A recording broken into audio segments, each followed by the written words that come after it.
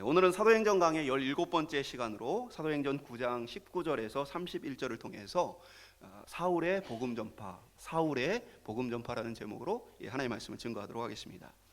우리는 지난 시간 예수님을 따르는 사람들을 사울이 예루살렘부터 시작해서 이방 땅까지 붙잡아서 예루살렘으로 보내는 핍박하는 모습을 살펴봤습니다. 사울이 이 다메섹 이방 땅으로 이제 예수 믿는 사람들을 붙잡으러 가는 길에 예수님을 만나게 되어지죠.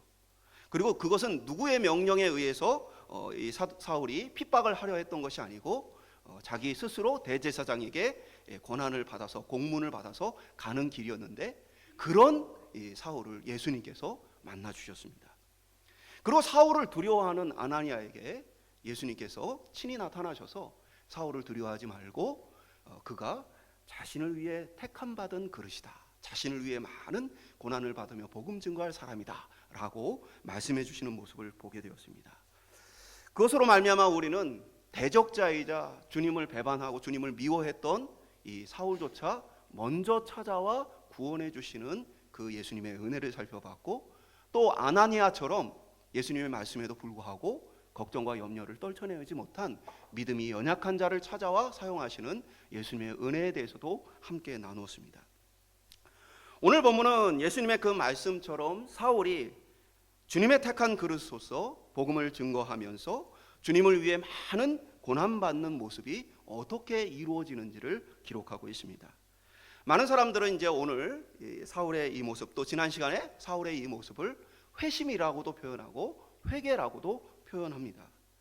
회심이나 회개는 우리의 삶의 방향을 완전히 바꾸는 것을 말하는 것입니다. 그리고 새로운 사람이 됐다는 것을 말하는 것입니다. 성경에서 회심과 회개는 단순한 변화가 아니라, 단순히 바뀌어진 게 아니라 그리스도께로 나아가는 것을 이야기하고 있습니다.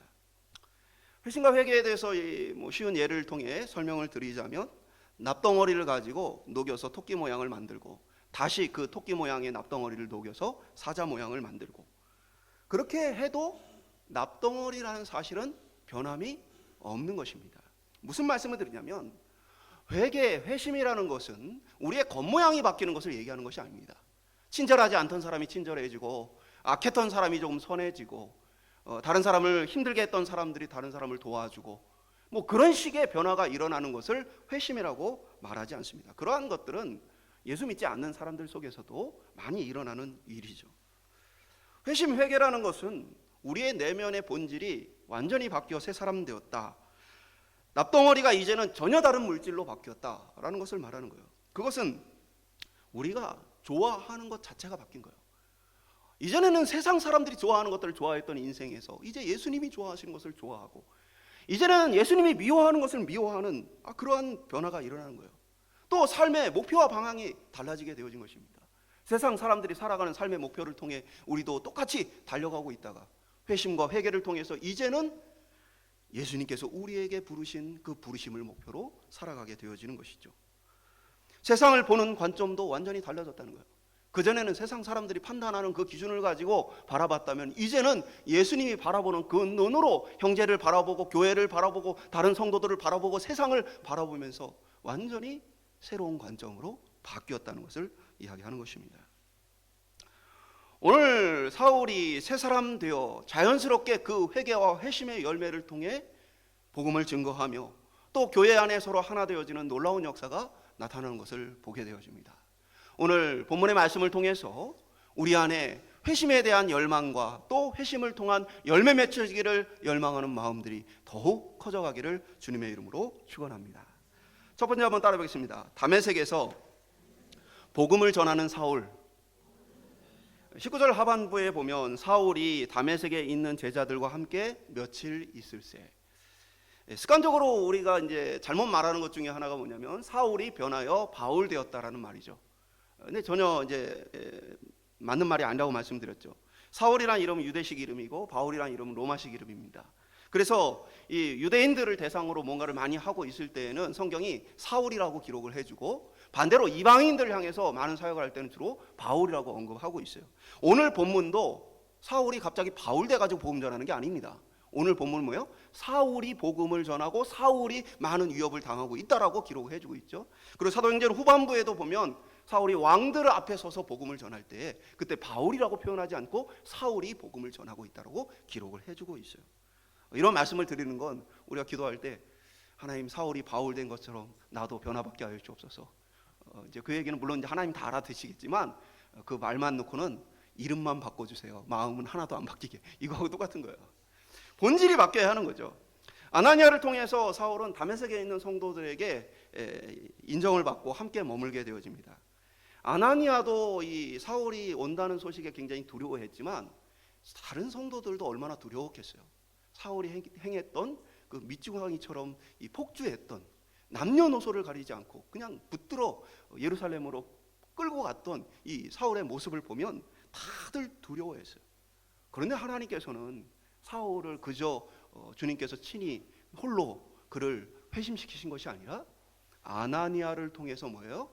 사울을 회심의 과정 속으로 인도하심으로써 아나니아가 증인이 되어서 다메섹에 사울을 두려워하는 사람들로 하여금 뭐예요? 사울을 받아들이고 인정할 수 있게 해줬다는 거예요. 이것을 통해서 어떤 변화가 일어난 겁니까? 만약에 사울이 받아들여지지 않았다면 사울이 만든, 사울이 이끄는 그러한 종파가 따로 있고, 그리고 이 다메섹에 있는 성도들이 원래부터 믿던 종파가 따로 있을 거예요. 그러나 우리 주 그리스도께서는 복음 안에 그들이 하나 되기를 원하셔서 굳이 아나니아를 통해 사울을 회심의 자리로 이끄시고, 그리고 이 성도들과 함께 만나 한 복음 안에 한 형제 자매임을 서로 느끼게 하셨다는 것이죠. 20절은 즉시로 각 회당에서 예수가 하나님의 아들이심을 전파하니, 19절 하반부에 보면은 사울이 다메섹에서 형제들과 며칠 있었다라고 기록하는데, 그 며칠이라는 이 단어 표현은 정확한 표현은 아니고, 이거 이제 누가가 이 표현을 몇 번 써요. 근데 누가가 쓸 때 이 표현은 뭐냐면 분명하게 딱 정해진 날짜는 아니지만 대략적으로 좀 짧은 기간을 얘기할 때 이 표현을 씁니다. 그래서 이 사울이 이 짧은 기간 동안 이 다메섹에 머물면서 있었다는 거예요. 그리고 20절은 즉시 그가 각 회당으로 가서 복음을 전했다. 이 얘기는 뭐냐면 며칠 성도들하고 있다가 그리고 나서 복음을 전하러 간 게 아니고, 그가 뭐예요? 즉각적으로 다메섹에서 회심한 이후에 뭐예요? 바로 유대인 회당으로 가서 복음을 전했다라고 성경은 말을 해주고 있는 것입니다.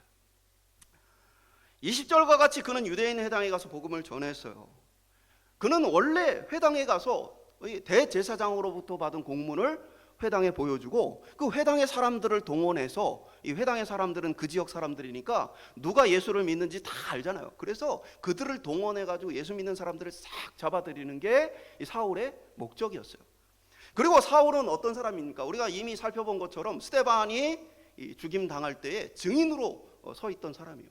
다른 사람들이 그 사람이 죽을 만한 사람인가? 그 평가를 누가 하느냐 봤을 때 사울이라는 사람이 그렇게 평가를 하면 그래, 그의 평가가 맞겠지라고 여길 만한 그런 권위자였어요. 거기에 이 사울은 어떤 사람입니까?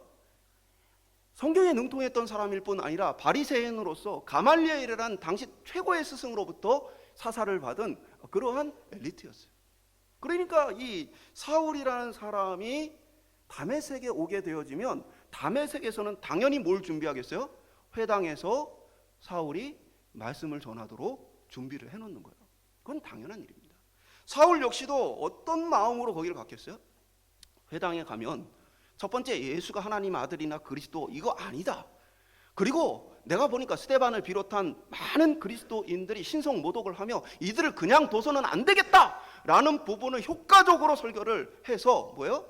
유대인들, 회당의 유대인들과 함께 그리스도인들을 붙잡는 일을 열심히 해야 되겠다라는 그런 심정으로 갔을 거예요. 그리고 사람들 역시도 이 다메섹에 있는 유대인 회당에서 사울이 그러한 설교를 할 것으로 기대를 하며 그를 회당의 설교를 맡겼던 것입니다.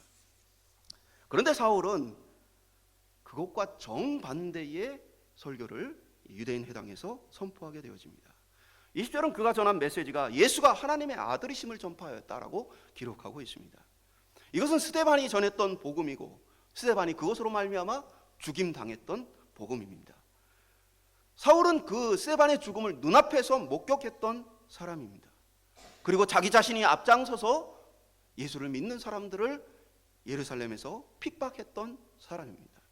그런데 사울은 그 모든 것을 각오하고 회당에서 담대하게 예수가 하나님의 아들이라고 선포하는 것입니다. 그것은 사울 안에 본질적인 변화, 회심이 일어났기 때문입니다. 이제 내가 살아갈 이유가 바뀌었기 때문이에요. 내 삶의 목표가 바뀌었기 때문이에요. 지금까지 내가 보고 판단해왔던 모든 판단의 기준이 바뀌었기 때문입니다. 많은 사람들이 종교적인 활동을 하면서 겉모양이 바뀌는 것을 신앙생활이라고 착각하는 경우가 많이 있어요. 그래서 열심히 신앙생활을 하면서도 조금 더 정직하게 살자, 조금 더 겸손하게 살자, 조금 더 남을 도우며 살자, 조금 더 인내하고 참자, 그러한 얘기들을 하고 그러한 다짐을 하며 살아갑니다. 그런 것이 무의미한 것은 아니지만 우리의 신앙생활은 행위를 바꾸는 것을 목표로 하지 않아요. 우리의 신앙생활은 겉모양을 바꾸는 일이 아닙니다. 내면이 변화되지 않은 상태에서 자꾸 겉모양이 바뀌는 것을 추구하게 되어지면 그들은 마치 예수님을 거부했던 바리새인들과 같이 율법주의에 빠지기가 쉽습니다. 참된 믿음의 길에서 벗어나서 뭐냐면 자꾸 율법주의로 변질되게 되어 있어요. 이 율법주의의 특징이 뭡니까? 판단하는 거예요. 하나님께 판단을 맡기지 않고 내가 판단해요. 이 사람 잘했다 못했다 어떻다 저떻다 이러한 판단을 하고 거기에 내가 더해서 자기 자신을 의롭게 여겨요. 나는 이러한 부분에서 하나님 앞에 이렇게 잘 하나님을 따르고 섬기는데 왜 그는 그렇게 하지 않느냐 라면서 비교하고 하는 모습들이 나타나요. 철저하게 이건 율법주의예요. 내 안에 하나님의 변화를 통해 예수의 마음으로 사랑하는 눈으로 보고 사랑하는 마음으로 보고 사랑 안으로 품어주는 그러한 내면적인 본질이 일어나지 않고 그냥 그저 겉으로만 내가 착한 사람이 되고 좋은 행동을 하고 순종을 하고 말씀을 따라 살고 이런 다짐만으로 세워진 인생은 구원받은 인생이 아니에요. 하나님께서 우리에게 원하시는 건 변화되지 않은 우리 자신을 보면서 우리의 내면이 새 사람 되게 해달라고, 내 내면이 정말 그리스도를 닮아가고 그리스도를 사랑하고 그리스도를 추구하게 해달라고 우리에게 열망하기를 주님 원하신다는 사실이에요. 그리고 이 변화는 성령께서 우리를 자연스럽게 변화시켜 주시는 것입니다. 우리를 거룩한 무리 성도라고 표현을 합니다. 거룩하다라는 이 말은 한편으로는 도덕적으로 깨끗하다는 의미도 있지만 성경에서는 보다 본질적으로 구별됐다는 뜻을 씁니다. 세상으로부터 구별된 사람들이라는 거예요. 세상 사람들하고는 생각하는 게 다르고 세상 사람들하고는 목표하는 게 다르고 세상 사람들하고는 판단하는 기준이 완전히 다른 사람이다. 그것이 성도예요. 예수 그리스도로 말미암아 성령으로 말미암아 변화되어서 세상 사람들하고는 다르다라는 것이에요.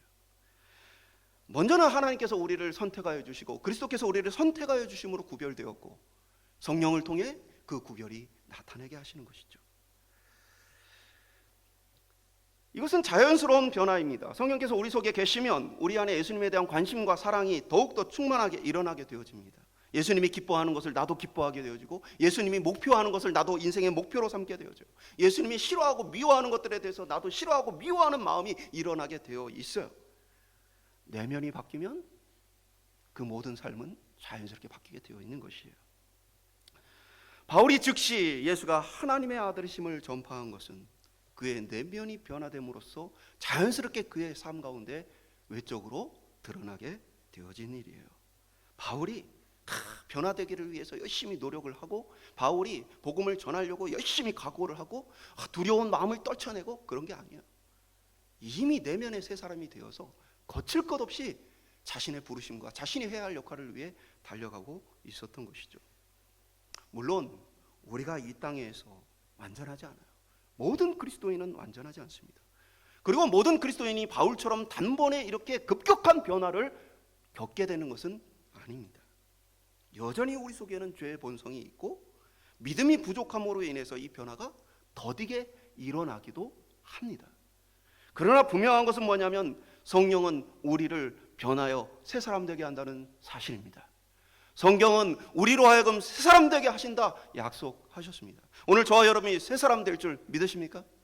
오늘 이 믿음 갖고 사는 거예요. 그러면 우리 옆에 있는 사람 새 사람 될 줄 믿으십니까? 그래서 사랑하는 거예요. 그 사람이 잘해서, 그 사람이 내 마음에 맞아서, 그 사람이 내 기준에 맞아서가 아니라 예수 그리스도의 부름을 받고 성령이 그 안에 계셔서 그와 함께 하심에 우리가 소망하고 사랑하고 기다릴 수 있는 것이에요. 우리가 이 땅을 살아가는 이유는 우리 자신이 이 땅에서 하나님께 돌려야 할 영광이 남아있기 때문에 그렇습니다. 우리가 하나님께 돌려야 할 영광은 하나님께 대한 순종, 다른 말로 하면 하나님께서 맡기신 우리의 사명을 이루어가는 삶이에요. 그 사명은 하나는 우리 자신이 변화되어가는 사명이고, 다른 하나는 하나님께서 우리에게 맡겨주신 역할을 하는 거예요. 오늘 사울은 복음을 전파하는 이 사명을 잘 감당하게 되었죠. 이러한 변화는 우리에게 자연스럽게 나타나는 것이에요. 우리 안에요 복음이 충만하고 예수가 충만하면 복음은 튀어나오게 되어 있어요. 여러분 속에 정말 너무나 가치 있고 귀하고 특별한 비밀을 여러분이 알게 되었어요. 말하고 싶어요? 안 말하고 싶어요? 입이 근질근질해서 말하고 싶어요. 그 집에 가면 엄청 맛있다. 그 집에 가면 그냥 입에 살살살살 녹는다. 말하고 싶어요? 안 말하고 싶어요? 이거는 자연스러운 거예요. 우리 속에 예수가 충만하고 성령이 충만하면 그 안에 본질적인 변화를 통해 그 외적인 변화가 자연스럽게 이어지는 것이에요. 21절에 보면 듣는 사람마다 다 놀랐다. 기대했던 말씀이 아닌 거죠. 그리스도인들을 잡아야 한다라는 메시지가 전해지고, 예수가 하나님의 아들, 또 예수가 우리가 기다렸던 그리스도 아니다라는 그러한 메시지가 전해질 줄 알았는데 정반대의 메시지가 전해지자 그들이 놀랐습니다. 그리고 22절은 유대인들을 당혹하게 아니라, 사울이 그리스도라고 예수를 증언하게 됨에 따라서 그들이 당혹스러웠다, 너무나 놀랬다라고 성경이 기록하고 있는 것이죠. 오늘 저와 여러분이 내면이 변화된 그리스도인으로서 그 변화가 외적으로 아름답게 드러나는 자연스러운 변화를 통해 세상을 당혹하게, 세상을 놀라게 할 수 있는 은혜가 있기를 주님의 이름으로 축원합니다. 제가 이제 한 청년에 대한 기억이 있는데요. 교회 나온 지 얼마 안 된 새신자예요. 교회를 전혀 모르는 사람이에요. 처음에 이제 교회로 누구 이렇게 소개로 왔는데, 처음 교회로 왔으니 상담을 했어요. 이 친구가 뭐 아직은 교회를 모르니까 그냥 자기의 삶의 목표를 이렇게 얘기해요. 내가 돈을 모아서 여성들을 고용해서 주점을 운영을 해가지고 그것을 통해서 더 많은 돈을 벌어서 부자가 되는 게 자신의 삶의 목표다. 그 친구가 그렇게 처음에 와서 얘기했던 친구예요. 그 친구가 몇 주가 지나서 새 가족 다른 친구를 데리고 왔어요. 자기하고 비슷하게 생긴 친구를 데려왔어요. 그래서 그 친구하고 또 상담을 했어요. 근데 그 친구가 이렇게 얘기하는 거예요. 제가 그 친구가 교회 오자고 해서 온 게 아닙니다. 제가 그 친구에게 교회를 가보자고 했습니다. 왜냐하면 어려서부터 이 친구를 제가 알았고, 지금까지 이 친구가 어떻게 살아왔고 어떤 친구인지를 아는데, 이 친구가 완전히 새 사람이 됐습니다. 저는 이 친구를 보면서 도대체 교회에서 무슨 일이 있었길래 이 친구가 이렇게 전혀 다른 사람이 되었는가 너무나 궁금해서, 제가 혹시 이상한 데 빠진 게 아닌가 하고 교회를 제가 가자고 해서 나왔습니다 라고 얘기해요. 여러분, 이것이 우리의 삶이 되어야 돼요. 오늘 저와 여러분이 세상과 구별된 회심의 열매를 통해서 정말 이 땅의 사람들이 우리를 보며 왜 우리와 같지 않은가, 저 사람들은 어떻게 저러한 마음으로, 저러한 생각으로, 저러한 삶을 살아가는가, 오늘 우리의 변화된 모습을 통해 예수가 하나님의 아들이요 예수가 그리스도라는 이 복음이 증거되고 선포될 수 있기를 주님의 이름으로 축복합니다. 두 번째 한번 따라 보겠습니다. 죽을 위기를 넘긴 사울. 23절에 보면 여러 날이 지남에 유대인들이 사울을 죽이기를 공모하더니, 그러니까 한글 성경에서 지금 여러 날이라고 기록이 돼서 우리가 사울이 잠깐 여기 다메섹에 있다가 그러다가 겨우 며칠 지나서 이 일이 있다라고 생각할 수 있는데, 이 사도행전은 굉장히 이걸 축약해서 설명하고 있기 때문에 이건 굉장히 오랜 시간이 걸린 거예요. 우리가 성경을 보면서 이 특별히 사도행전은 다른 바울의 서신들과 함께 읽으면 조금 더 자세한 내용을 알 수 있어요. 갈라디아서에서 이 사울이 자신이 다메섹으로 가는 길에 예수님을 만난 이후에 어떤 일이 벌어졌는지를 갈라디아 성도들에게 이야기합니다. 갈라디아서 1장 17절에 보면 또 나보다 먼저 사도된 자들을 만나려고 예루살렘으로 가지 아니하고 오직 아라비아로 갔다가 다시 다메섹으로 돌아갔노라. 그러니까 무슨 얘기냐면 예수님을 만나고 나서 사울이 예루살렘에 있는 사도들에게 가서 복음을 배우려고 가지를 않았고 자신은 그저 예수님을 만난 이후에 다메섹에 잠깐 있다가 아라비아로 갔다가 다시 다메섹으로 왔다라는 이야기를 하는 거예요. 그러니까 오늘 본문에 여러 날이라는 이 단어는 오래라는 뜻을 가지고 있어요. 그래서 이 누가복음, 사도행전을 쓴 누가가 쓴 누가복음의 8장 27절에 보면 똑같은 단어가 기록되어 있는데 귀신 들린 사람이 오래 옷을 입지 않고 집에도 거하지 않고 무덤 사이에 거했다 할 때 오래라고 번역이 되었어요. 그러니까 여러 날이 지나매라는 이 단어는 뭐예요? 오랜 시간이 지나고 나서라고 여러분 이해를 하실 수 있어요. 그러니까 바울은 이제 다메섹을 떠나서 아라비아로 갔어요. 그러면 왜 다메섹에서 아라비아로 갔는가? 우리가 정확히 알 수는 없어요. 그러나 다메섹에는 이미 뭐예요? 예수를 믿는 그리스도인들이 있었고 자신이 그곳에서 복음을 전했어요. 그러니까 이 사울은 다른 지역으로 가서 교회가 없는 지역에 이방 땅에 복음을 전하고자 했던 것이고 그것이 가까이에 있는 아라비아였어요.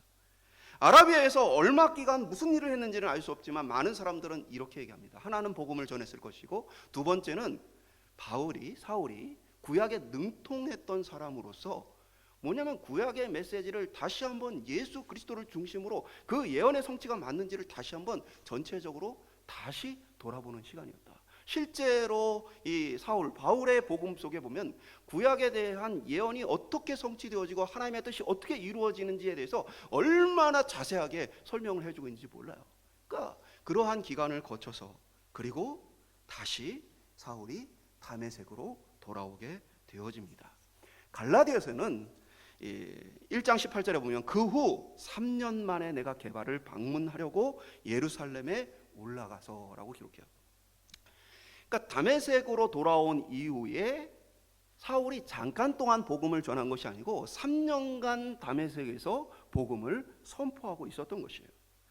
그러니까 오늘 본문 26절에 보면 사울이 예루살렘으로 가기 전에 3년간 다메섹에서 복음을 전했다는 거예요. 그러니까 2, 3절에 이제 유대인들이 사울을 죽이기로 공모를 한 것이죠. 그리고 24절은 그들이 사울을 죽이려고 밤낮으로 성문을 지켰다라고 기록하고 있죠. 그런데 이제 고린도 후서에서는 사울이 조금 다르게 표현합니다.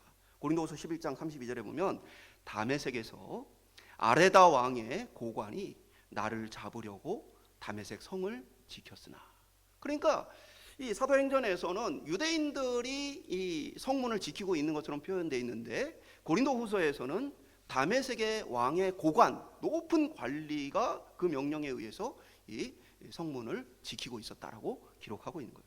왜 그러냐면 당시 나바테 아레다 왕이 이 유대인들과 정치적 연대를 하고자 했던 거예요. 그래서 유대인들이 기뻐하는 일, 유대인들과 연대하기 위한 부분으로서 사울을 죽이기로 작정했던 것입니다.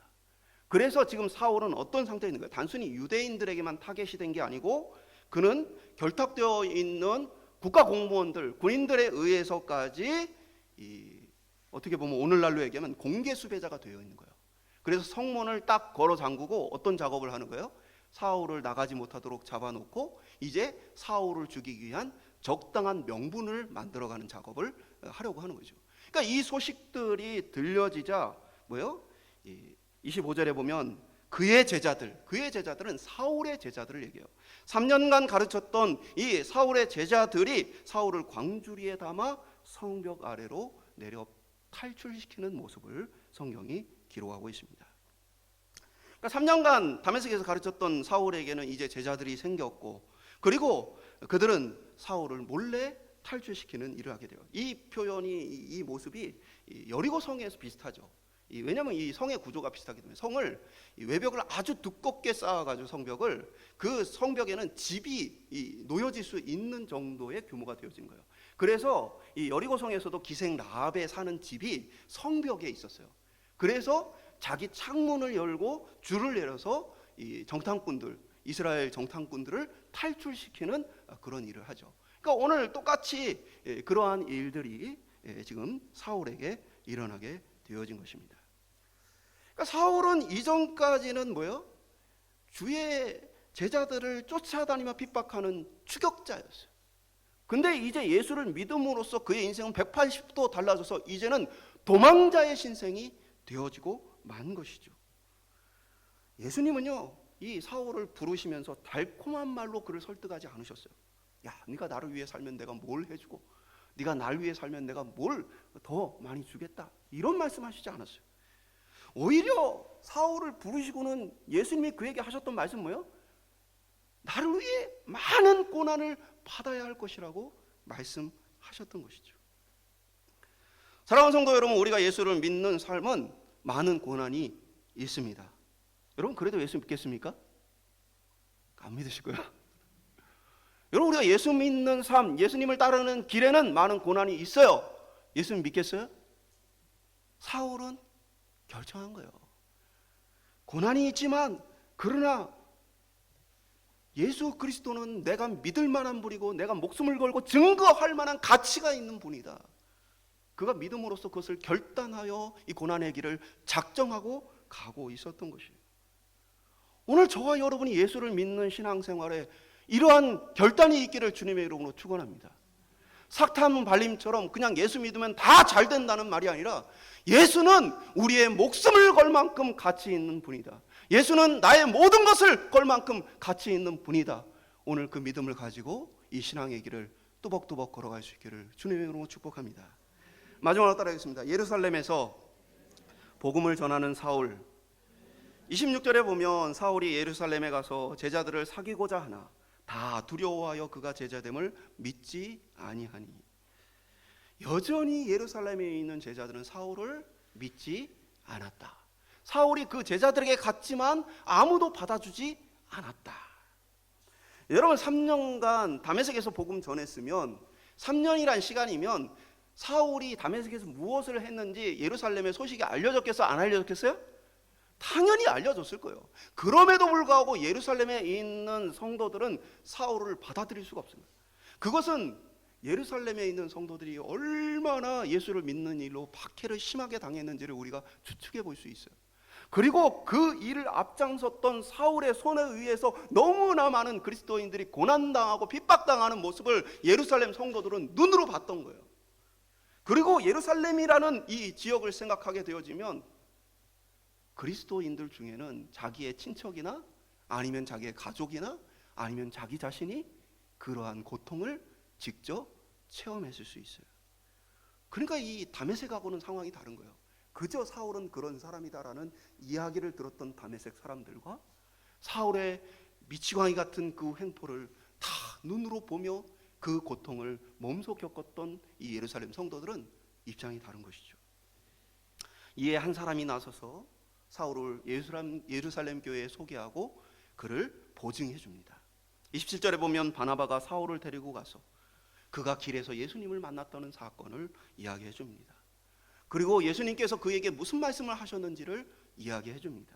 그리고 실제로 사울이 다메섹에서 예수의 복음을 증거한 일들을 이야기해 줍니다. 그러자 예루살렘 교회가 이 바나바의 중재를 믿고 그 보증을 믿고 사울을 받아들이게 되어집니다. 교회는 그런 곳이에요. 교회는 회개하고 돌아온 죄인을 받아들이는 곳입니다. 오늘 사울에 대해서 바나바가 소개할 때에 사울이 얼마나 우리를 박해했습니까? 그때 사울 때문에 얼마나 많은 고통이 있었습니까? 이런 얘기 하지 않아요. 성도들 역시도 자신이 경험한 아픔과 슬픔이 있지만 바울을 향해서 그러한 원망을 쏟아내지 않습니다. 예루살렘 교회는 사울을 용서하고 받아들여 줍니다. 그리고 이 용서는 교회가 하나 되게 하시는 은혜를 보게 되어져요. 사울이 앞으로 얼마나 많은 교회들을 이방 땅에 개척합니까? 그런데 사울의 교회가 아니고 주 예수의 교회가 되게 하는 거예요. 예루살렘 교회도 사울이 온 땅에 개척했던 교회도 이 용서와 하나됨을 통해서 그것이 예수님이 주인 되신 하나의 교회라는 사실을 보게 하는 것이죠. 29절에 보면 사울이 헬라파 유대인들에게 복음을 전했다라고 기록합니다. 다른 사도들은 다 유대 출신들이에요. 그러다 보니까 주로 유대인들을 상대로 복음을 히브리어를 정확히 하면 아람어를 사용하는 이 사람들을 대상으로 복음을 증거했겠죠. 반면에 이 사울은 이방인으로서 이방 땅에서 태어난 사람으로서 헬라어에 능통했기 때문에 헬라파 유대인들에게 복음을 열심히 증거하게 되어져요. 그러자 그곳에서도 유대인들은 사울을 죽이려고 합니다. 사울이 얼마나 앞뒤 가리지 않고 복음을 전했는지를 우리가 알 수 있어요. 많은 사도들도 있었고 예루살렘 교회에 많은 성도들도 있어요. 그들도 열심히 복음을 증거했어요. 그런데 사울을 죽여야 되겠다라는 그러한 마음이 일어날 정도로 사울이 얼마나 이 복음의 목숨을 걸고 있는지를 우리가 생각해 볼 수 있죠. 이에 형제들은 사울을 다시 피신시킵니다. 북부에 있는 가이사라를 거쳐서 배를 타고 고향인 다소로 보내게 한 것이죠. 그리고 31절은 그 모든 일의 결과를 기록해줘요. 사도행전에 주로 쓰는 방식이 뭡니까? 어떤 일이 벌어졌는지를 기록하고 그것에 대한 결과를 요약해서 마지막에 보여주죠. 사울의 이 복음 전파를 통해서 어떤 결과가 맺혔느냐? 31절은 이렇게 기록해요. 그리하여 온 유대와 갈릴리와 사마리아 교회가 평안하여 든든히 서가고 주를 경외함과 성령의 위로로 진행하여 수가 더 많아지니라. 핍박자 사울의 회심은 많은 사람의 위로가 되어집니다. 그가 많은 사람들을 핍박했던 유대 땅, 갈릴리 땅, 사마리아 땅의 교회들에는 평안이 찾아오게 되어집니다. 복음은 우리를 서로 용납하고 하나 되게 합니다. 예수 그리스도께서 우리를 용납하셨듯이 성도는 그 예수 그리스도의 심정을 가지고 성령의 이끄심을 가지고 서로를 용납하게 되어 있어요. 지난 허물이 아니라 변하여 새 사람 된 그것을 바라보게 하시는 것이죠. 비록 부족하더라도 그를 부르신 우리 주님이 그를 통해 하실 일들을 기대하고 감사하는 것입니다. 우리가 복음을 전하다 보면 종종 사람들이 그런 이야기를 해요. 예수 믿는 사람 똑같은데 오히려 예수 믿는 사람 더 욕심 많고 예수 믿는 사람 이렇게 나쁜 사람들이 많던데 라는 이야기를 합니다. 그런 얘기 많이 들어보셨죠? 우리 이렇게 말할 수 있어요. 우리 예수님은 그런 죄인까지 사랑하시는 분이다. 그리고 우리 예수님은 그런 죄인까지 변화시키기를 포기하지 않는 분이시다.